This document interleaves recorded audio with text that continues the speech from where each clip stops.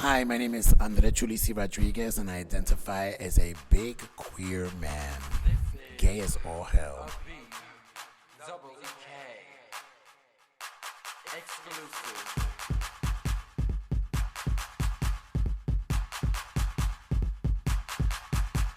And also, it's another queen. That's what I identify as. Latino and black. I also identify as Afro-Latino. I've been thinking a lot, being that this is Pride Month. I've been thinking that being of color and being gay is very different. I just wrote up a post where they were talking about being gay is just a huge umbrella. There's so much under, like, there's queer gay, there's femme gay, there's tops, there's bottoms, there's verse bottoms, there's verse tops, there's they, there's them, there's us. And I remember when it was so simple when I was growing up, it was just girls and boys, tops and bottoms. I mean, it's great that everybody identifies themselves, but I'm an old school chick, so. And I'm very comfortable looking like a man and sounding like a man and being called a girl. I'm really comfortable with that, very much so, yeah. How was it growing up for you and identifying? There wasn't much to identify with growing up. I always tell people when I was growing up as a kid, they didn't have gays on TV, and if they did, they were dressed up as very ugly drag queens. They were comedy relief. So I was already given the impression that to be gay is to be funny, to be gay is to be ugly. And it wasn't until the very first time I saw Boy George singing that I was like, oh my God, is he gay? Is he not gay? Right? Because to me, I was okay. It was okay, like it was so normal to see a guy looking like a girl wearing makeup, because in my mind, I already was doing that. So and then again, he's light-skinned, so I kind of dug that he was out there, but then again, I couldn't really identify because there was no one my color, brown or black, actually outlandish, until Sylvester. And even then, you know what I mean? I thought that he did it more because it was a disco era and everything was flamboyantly, eccentric. But growing up, I didn't have that. Growing up, you had to hide, you had to be gay.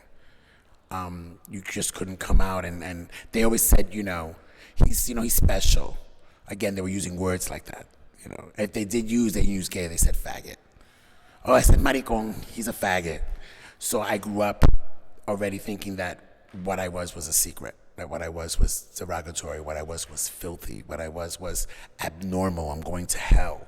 It wasn't until the late 90s rolled in that I was like, you know what, there's too many of us, whatever, absolutely.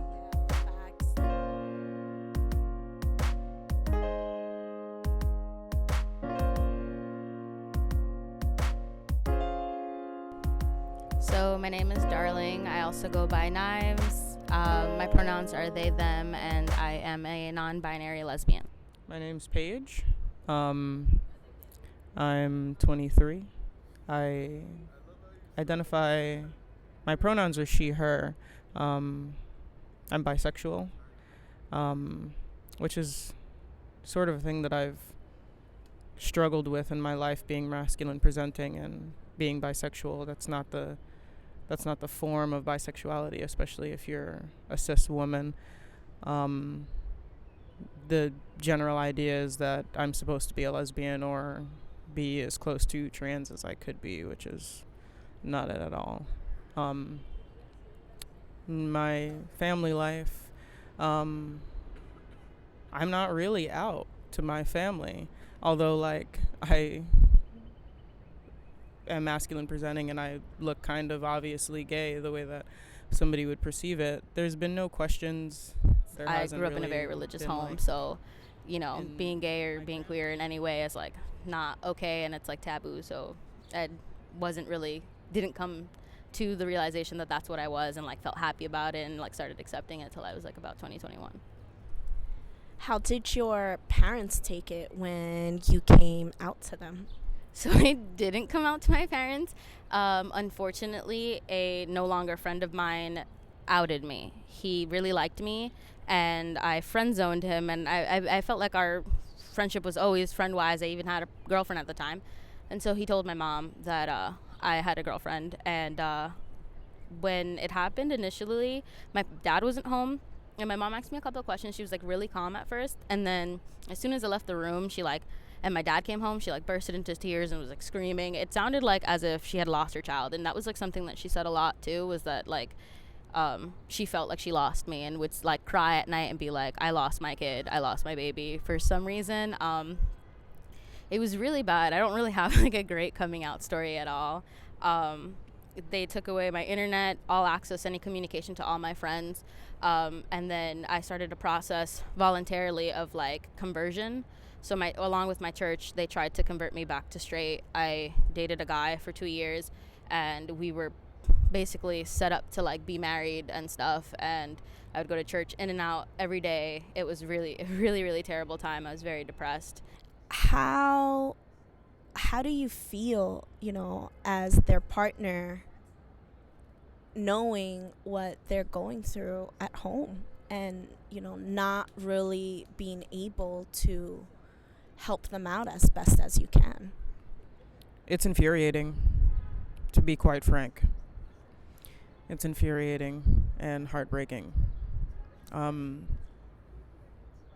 Especially when it's someone that you love and, they're in an unsafe environment, and you hear the stories and you know the history, and, there's nothing that you can do. And given my personality, I'll fucking bust in there and kick everyone's ass and chariot away with darling into the sunset,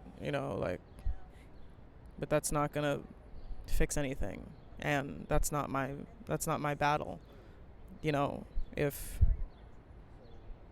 If they decide that they're gonna start flipping tables in there and dip, I got your back, babe. Like, we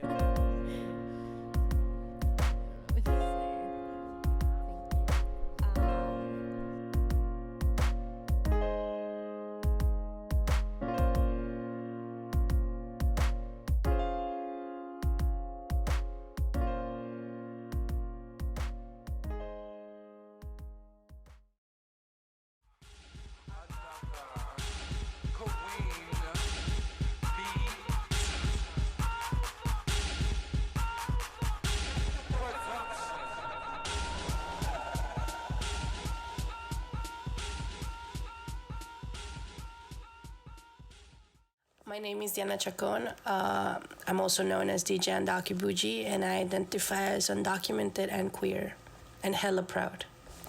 I think I started understanding queerness not so long ago. Like, it was a long time ago, because I am at a point where I feel like I introduce myself and I'm like, yeah, I'm queer. But I think from a young age, I suppressed it a lot. I think I didn't really fully understand that I was queer or gay or lesbian or anything remotely regarding sexuality, until I migrated. Because when I was in Peru, like, that was something we never talked about. It was something where, like, I knew that I wasn't feminine, or I knew I was kind of challenging, like, heteronormatives always, but I didn't even know what that word meant, or I just always felt like I didn't really fit into those boxes of, like, what my parents expected from me. Like, whenever I went to a store, like, I always went and, like, tried to find a skateboard rather than Barbies.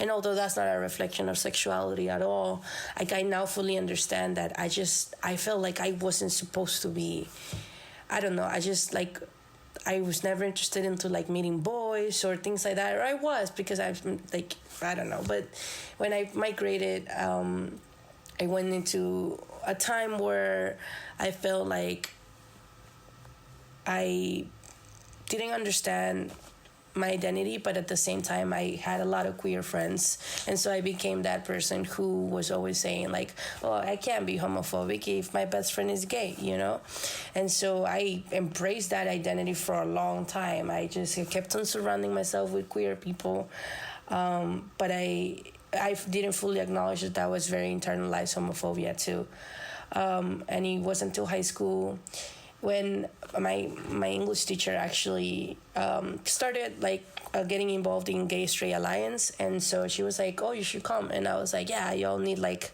the Straight Alliance, right?" And so I'm like, "I'm gonna come through," and I remember who now is my best friend for almost 9 years. Mateo brought in like a queer flag, a rainbow flag, and it was huge. It was probably the size of like everyone's head in that room, and like hang it in the wall. And I remember going up to him and I'm like, "Look, I understand that you're like gay, I'm out, I'm proud, but I don't understand why you have to flaunt it in people's faces." And I think of that moment every day, or every time that I think of how far I've come in like owning my sexuality, because that was like the epitome of being like internalized homophobic to another level. Like I left that room like upset, angry, and crying, and I had no idea why.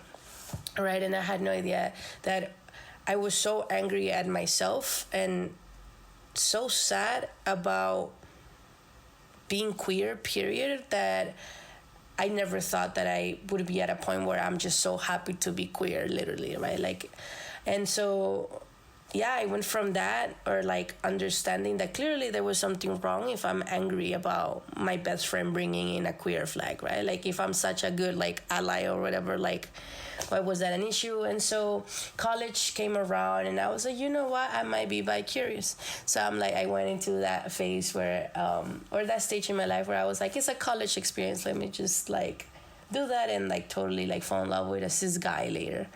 But then I met someone, and that someone who I wouldn't say was my first love, but it was like my first real crush, where like everything changed, you know, like everything, it's about them, and it's that puppy love that you think it's like healthy and everything, but it's really not. Like now that you look back, you're like, okay. But I met her while I was working in a restaurant, and like everything changed after that. And but I still didn't fully like acknowledge that. I'm like, okay, I might clearly be into women, but I started identifying as bisexual, and under that time I was under the impression that bisexuality meant a binary, right? Like, oh, like dudes and like girls, but I didn't fully understand that bisexuality means a pair of something, right? Like pair of two of something, and so. And then, but I was like, no, but I don't think I'm into dudes anymore. So I started identifying as a lesbian. But then I started liking a guy later on. So I was like, okay, clearly I'm not just a... So it's like I was going through a whole identity crisis for the longest. And then I started understanding like queer theory. I started understanding what queer means and like reshaping the definition and making it your own, but also taking the bad connotation of queer, the queer word period, and like making it into our own community and redefining what that looks like. And since then, like I've fully embraced my queerness in many ways. That also means in the way that I present myself, and my gender expression, what I wear. I just like I stopped giving a crap about so many things.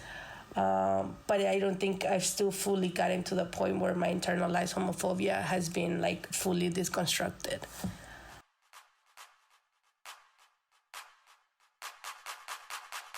This is a beat. Hello, my name is Louis. So my sexual identity, a gay male.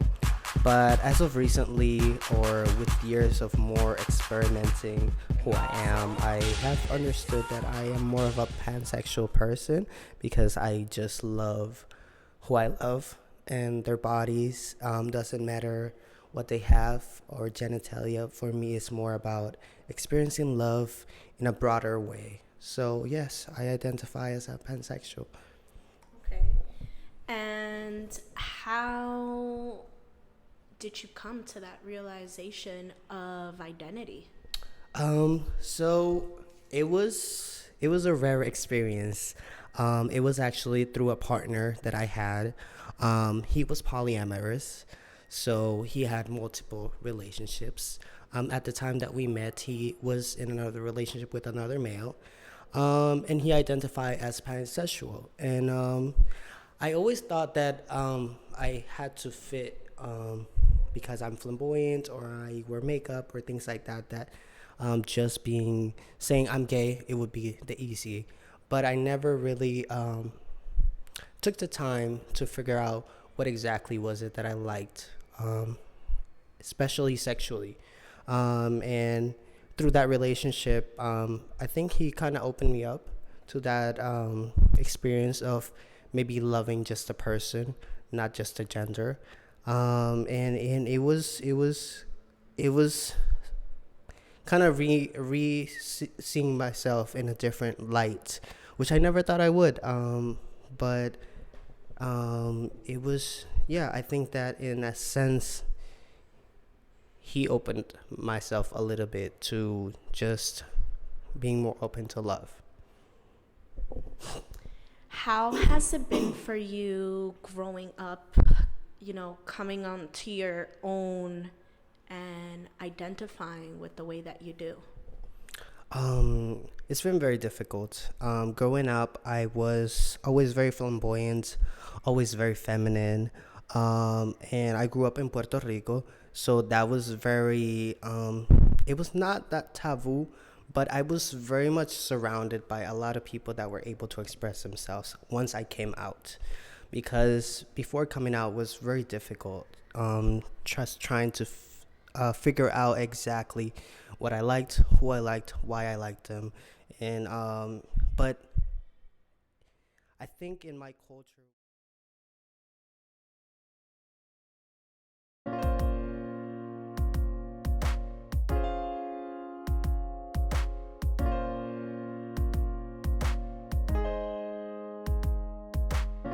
Hi, my name is Christ Ramirez. I think that I don't think I know that I identify as a lesbian. And I've been out now for almost 25 years or so.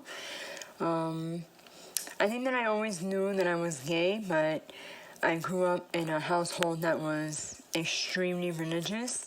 My mom was evangelist, and in my house, anything that wasn't about God was the devil and mundal, things of the world.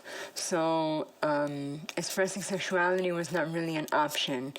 So when she passed away, I was then able to entertain and expose myself to more LGBT things, and I started going to the piers, and I went to Crash, and I met a girl in my job or whatever, and I was able to live out the things that I had been thinking about for so long, and it was a free-for-all. Like, I felt like I was exactly where I was supposed to be, and that's when I found my happiness.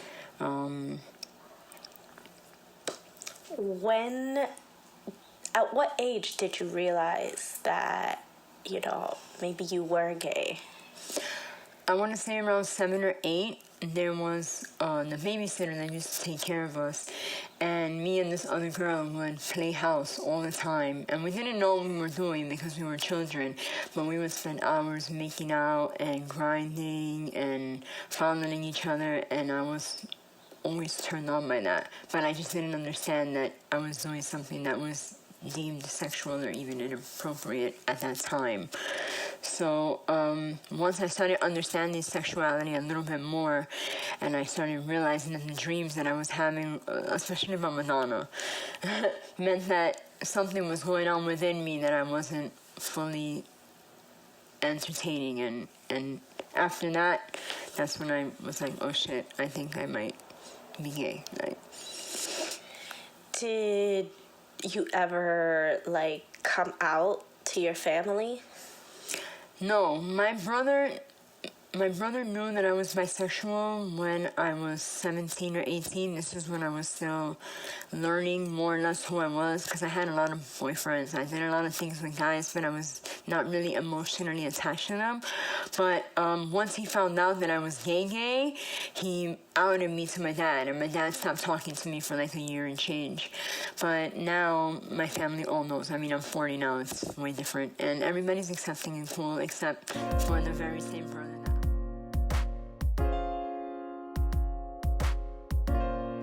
Hi, my name is Ivory. I'm a singer-songwriter, and I identify as a gay black male. So for me,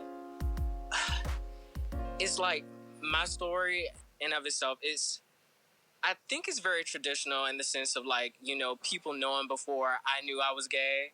I remember growing up and just hearing different conversations within my family about whether or not I was gay, or there was like this ongoing narrative that my family thought that I was going to end up with a Japanese woman or something. But then at the same time, they were just like, oh, well, he seems like he could be gay too.